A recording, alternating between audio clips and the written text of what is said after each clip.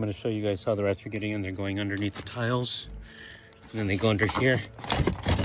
They go underneath the tiles in there, and then from right in there, they make it in the attic space. So from in there, underneath the tiles, they get underneath these spaces under here.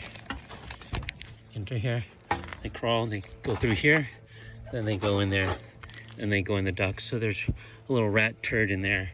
So that's how they make it in.